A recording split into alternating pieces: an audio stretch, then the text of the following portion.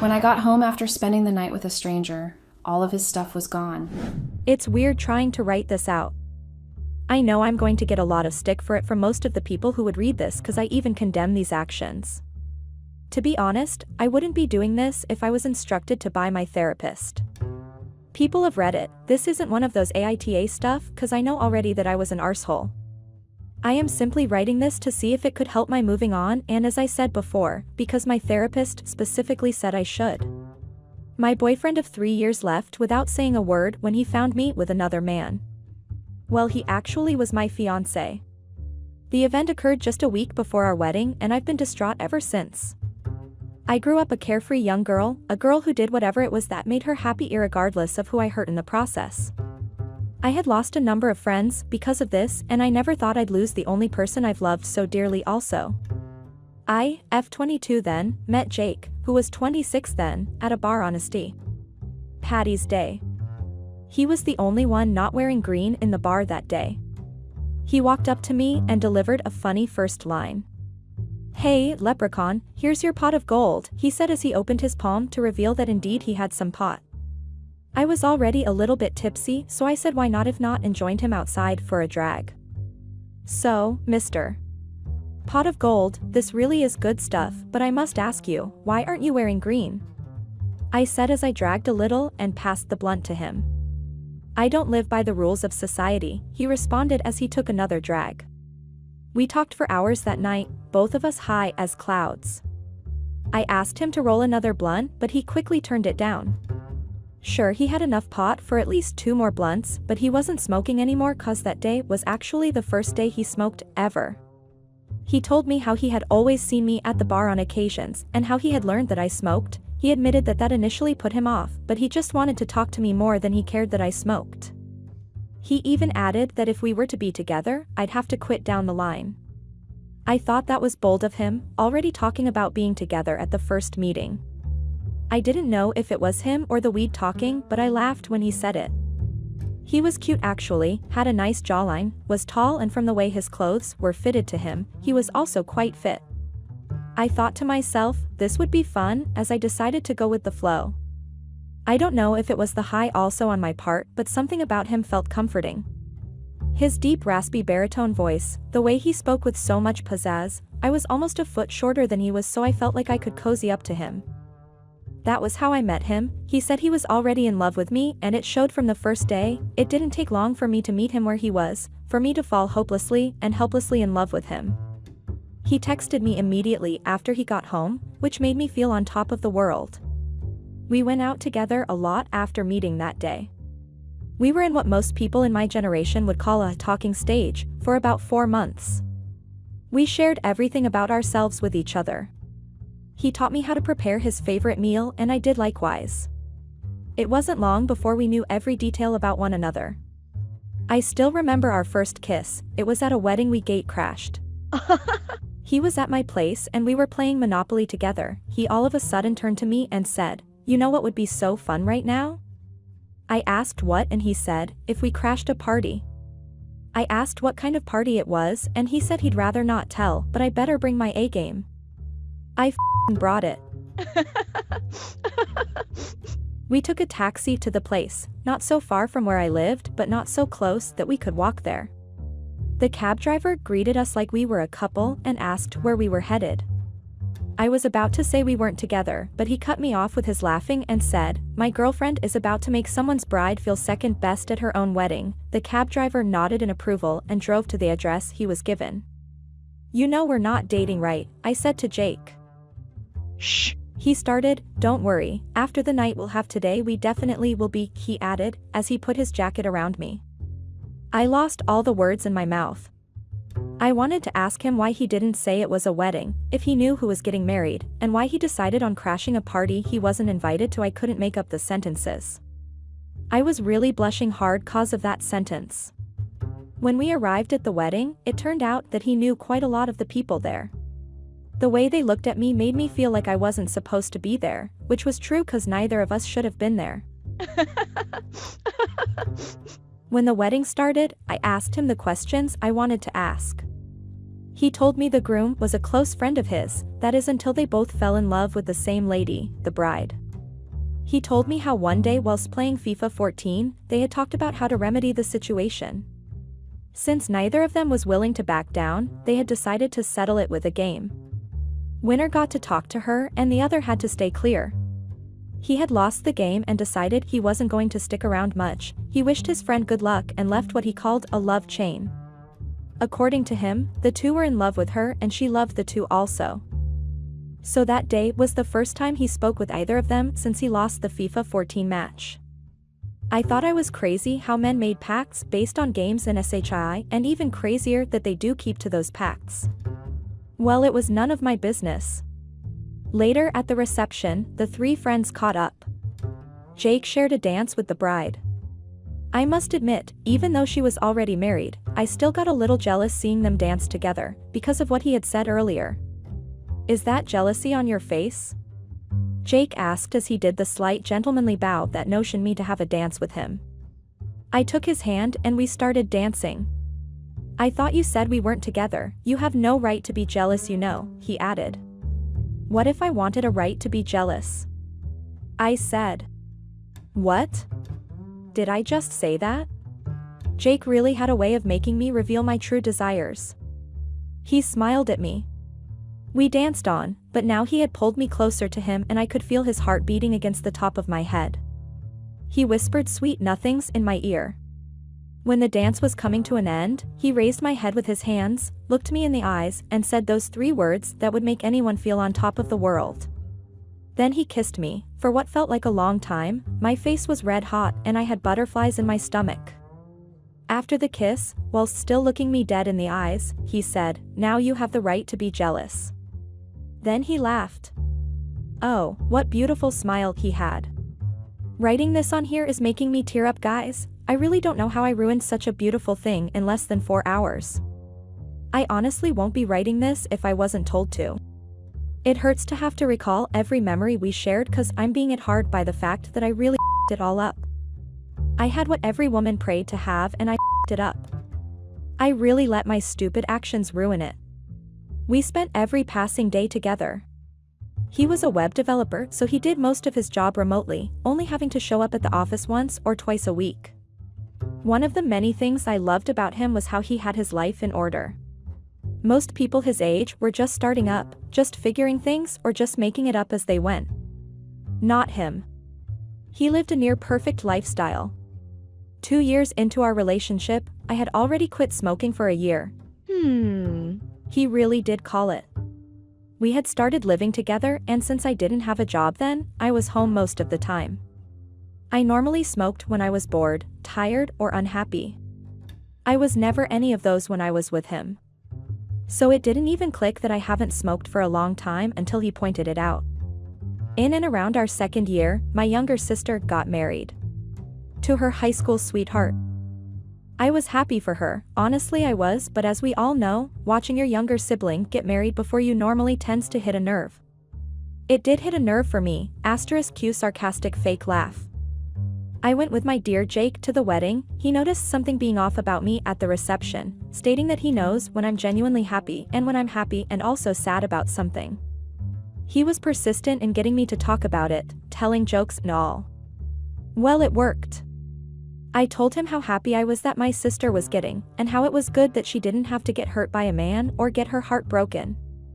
I told her how I knew she was a very soft and fragile girl and how I was always worried that she might have to go through being cheated on or any of such heartbreaking relationships things.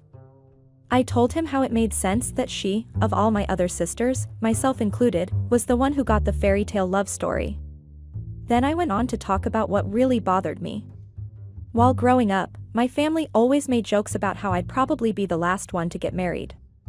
It was a running theme in the house, so much so that my nickname at home is still Runaway Bride. I told him how, as we stood there dancing, I was the only single one amongst us. It wasn't something I thought he'd understand and didn't.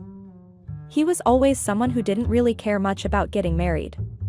His words, "If I get to have that love that had made me think about getting married, I'd do it no questions asked, but I won't be mad if I don't get married." He tried for a few seconds to comfort me, and after failing to be able to, he got up and left. I thought he was done with the wedding. I wanted to follow him home, but he said no, that I should stay back. He only wanted to get the wedding gift he left in the car. When he came back, he and I went to present our gift to the newlyweds. After doing so, he went straight to the DJ and asked for a microphone. I wondered what for. He started by thanking the family for welcoming him. He praised the couple's longevity and said that he admired what they have. Then, he called me forward. I didn't even know what for, and the look on my face told that I didn't. Sorry, Ralph, I know you and your lovely wife didn't imagine that something other than your wedding would be going on today. He started, everyone laughed. Jessica, don't worry, when you play this back you'd love what's about to happen right now, but for now, let the couple share a kiss for the crowd. Kiss, kiss, kiss. The crowd joined the chant until the two had kissed. Now that the couple has kissed, I can change the topic. Now Jellybean, remember when I told you that if I get to have that love that had made me think about getting married, I'd do it no questions asked? Well, I'm grateful God brought you to me, he started. You've brightened up my world, and in the years we've known each other, we've been nothing short of inseparable. I've been wanting to do this for a few weeks now, but I think it's fate that I'm doing this today. Remember when we first kissed? It was at a wedding. So now, at another wedding, I'd like to ask you this question. Wait, is he about to do what I think he's about to do? I thought to myself, I was starting to get flustered. He got on one knee and pulled a box out of his coat pocket. Oh my gosh, he is. I couldn't contain my happiness anymore. I started vibrating like a toddler who's had a lot of sugar. My runaway bride, would you like to have the right to be jealous for the rest of our lives together? That was so cheesy of him, using the same words he said when we first kissed again. I was really happy he was asking me to marry him. I screamed yes, and jumped on him. We both fell to the ground. The crowd laughed and clapped. Before I go on, I'd like to leave advice for any woman who's planning her wedding. Don't think too much about it. The wedding itself doesn't matter, it's the marriage that matters. The rest of your life that comes after that one day is what matters. Well, planning the wedding was really stressful. This, coupled with the fact that I had just gotten a job, both messed with my head. My husband-to-be only asked for one thing, well actually two. No bachelors or bachelorettes party, and also that he wanted to wear a traditional outfit of the Igbo tribe in Nigeria called akwa on that day. Funny thing is, as I got into every single detail of the wedding planning, getting frustrated, angry always, and sometimes transferring aggression on my Jake. He was calm, helped me calm down when I was tense. He'd tell me that he didn't care about the wedding, all he wanted was me. Looking back, I don't even understand why that made me angry. When the wedding was around the corner, I decided I needed to unwind or treat myself because I was stressed the out. I decided to tell my maid of honor to throw me a bachelorette after all. Which she did happily. Explaining that to him wasn't going to be easy, so I thought I'd try to make it seem like it was his idea. I tried every single manipulating tactic I had learned on him, none worked. He always responded with the same 6 words, I only asked for 2 things. Then, a week to the bachelorettes, I decided to come clean. He was furious, really was. I didn't know why he was. I didn't see why me holding a party to cool off for myself would be a big deal, so big that he didn't even sleep at home the night I told him. I got very mad at him for not understanding why I wanted the party anyway. I was pissed at him for only seeing it as a betrayal of trust. I was really angry at him because he made me feel bad about a party meant for me to unwind. Every time I tried to apologize, he said the only apology he'd accept was me calling off the party. I didn't. Well, 2 days into the party, he called me to the room and apologized for overreacting. He said he understood why I would want the party and that I should go have fun. I finally had my way. At the party there were a lot of male strippers. My maid of honor was a real slut, no kidding she was. A few of the men were very sexy, I won't lie, but I initially only wanted this party to dance and forget the stress I had had in the last 3 months. 5 shots down the line I was tongue deep inside one of the strippers. While I was in the middle of my foolishness, I noticed a figure that looked like that of my Jake. I thought it impossible that he'd be there. I don't know what really occurred next, all I knew was that I had way too much to drink. waking up the next day with a real bad hangover. I saw a man sleeping next to me so naturally I thought it was my man. When I walked out of the room I noticed that I didn't know this apartment. My slutty friends all shrieked at me, then they kept asking me how it was. Was he good? Did he make you come? Did you know Jake came here? Wait, hold the on. I rushed back to the room and saw that the man in the room was one of the strippers. No, did I just sleep with one of the strippers? Wait, did I hear someone say Jake came over here? I rushed out of the room and out of the apartment. I headed for my place. When I got there, the echo from me putting my key in the lock was something else. When I walked in, a note fell on me from the top of the door where it was. The note read, "Hope it was worth it." I looked up and saw my place flipping empty. The only things left were the things I bought myself.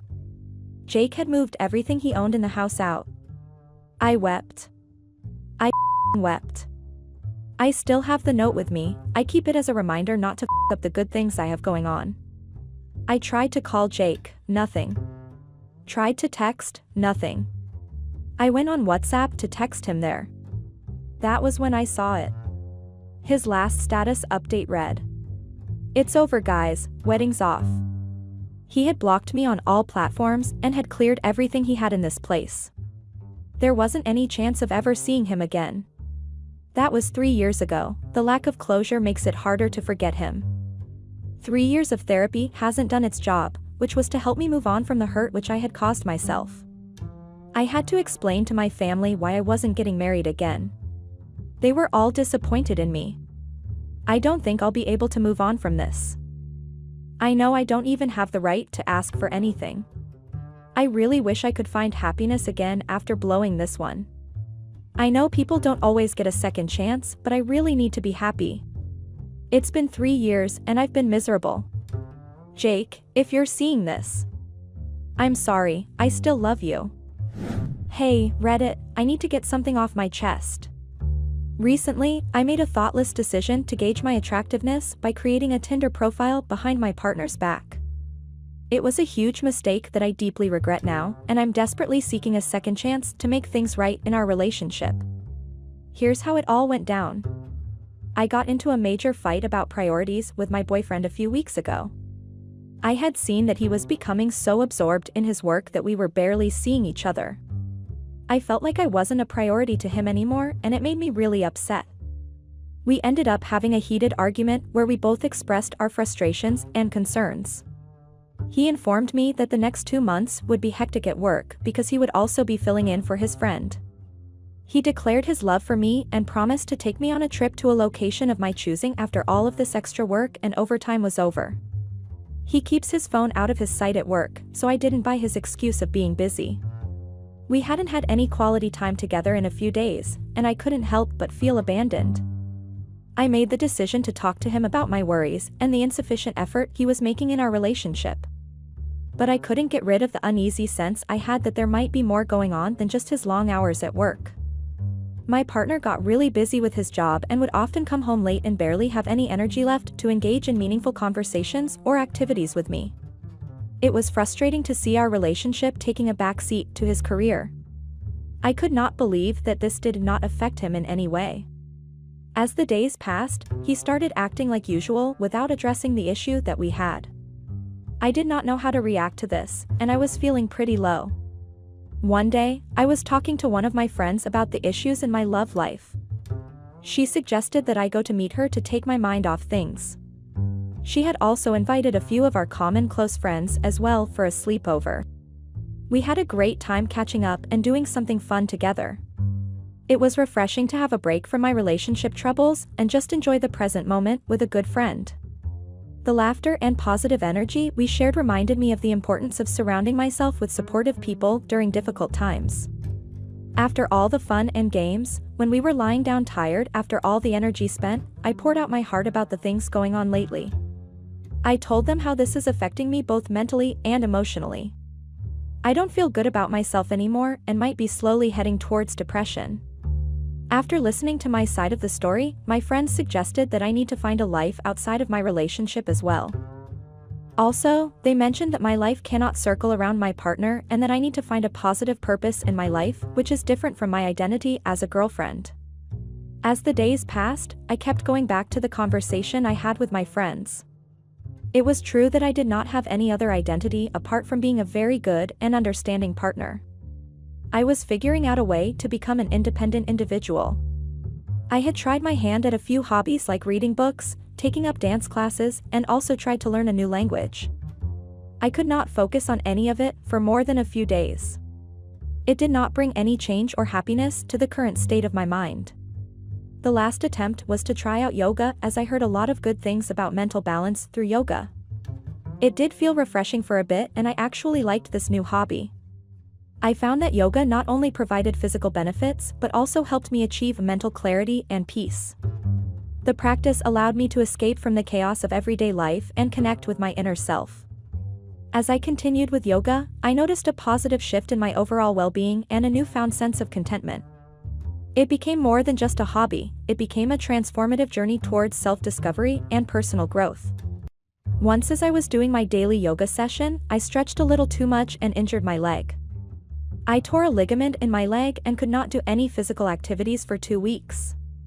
When the same was informed to my boyfriend about my leg injury, he paid little to no attention to it. This caused further rift in our relationship. It made me wonder if this was the same guy that made my heart skip a beat in the past. It was very alarming to see little to no reaction from him for my state. In fact, he actually blamed me for trying to fill up my boredom with something productive.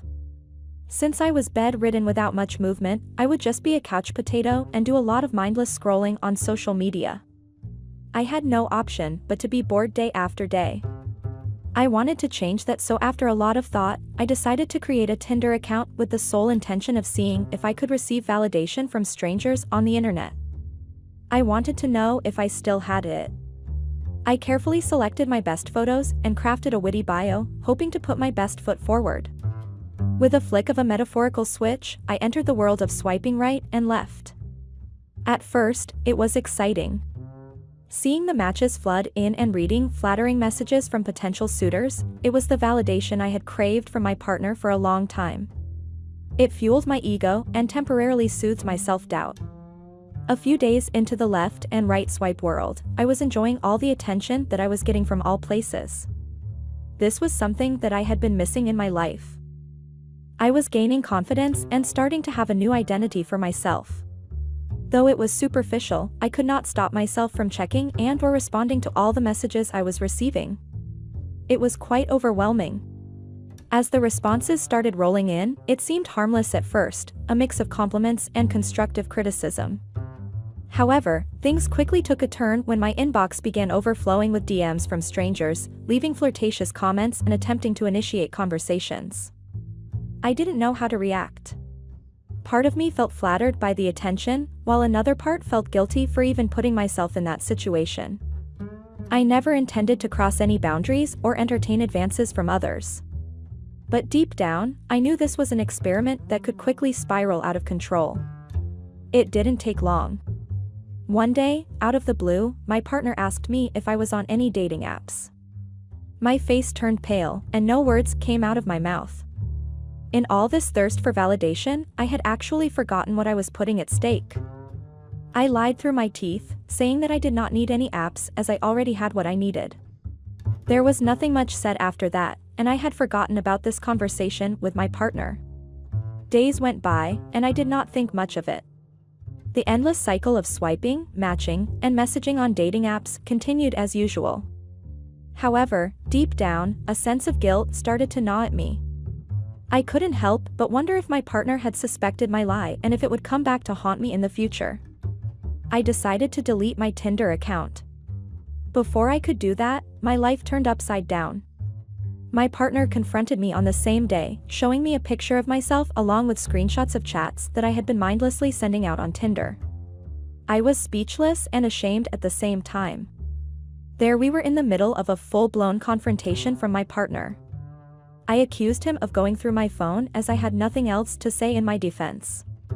He told me that he never did and will never stoop down so low. He told me that his friend's brother, who had recently moved in town, was looking for some company on Tinder. He started chatting with a really hot girl. He showed one of the girl's pictures to his brother, who immediately recognized that it was you. He asked me if he remembered the day he asked me about dating apps, and I lied. That was him trying to see if I would come clean. When he initially asked me about it, he indicated that he trusted me to tell the truth. I had stabbed him in the wound with my falsehood. He was devastated to learn that I had not only created a Tinder account but had also shared our anniversary photos, which he had taken, with everyone on the app. I was not sure if he would ever be able to trust me. I begged my partner that it was nothing serious and that I was just bored. I was only trying to get some validation, as he had been too busy lately. I was feeling lonely and had doubts about this relationship. It was all in vain.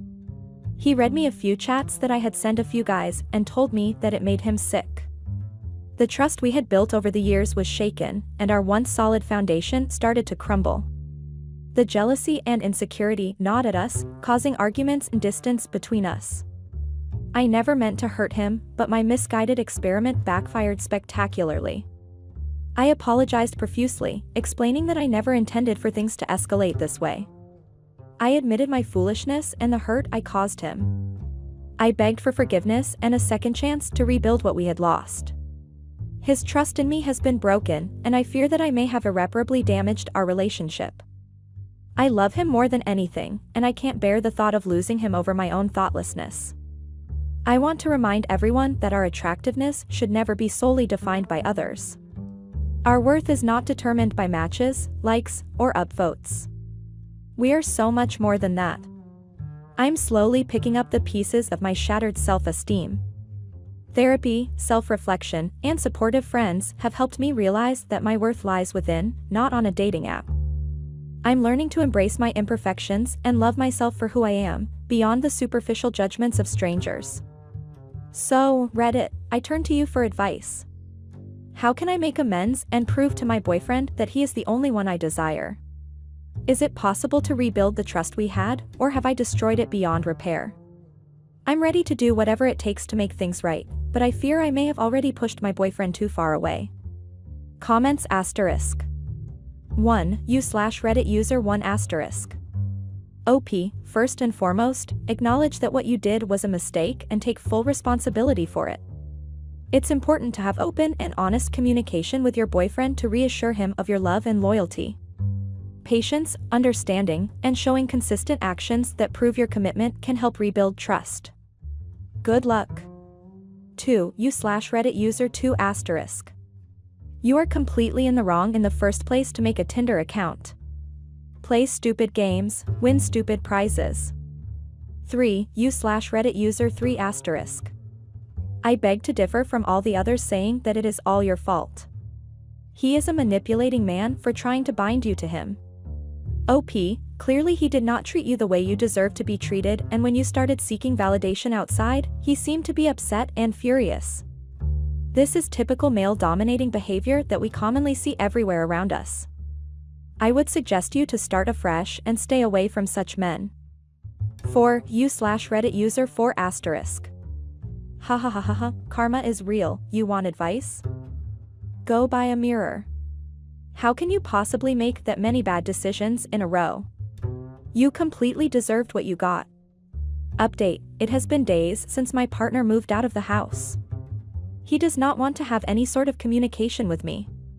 He sent his friend over to pick up all his belongings and does not want to disclose where he has been staying.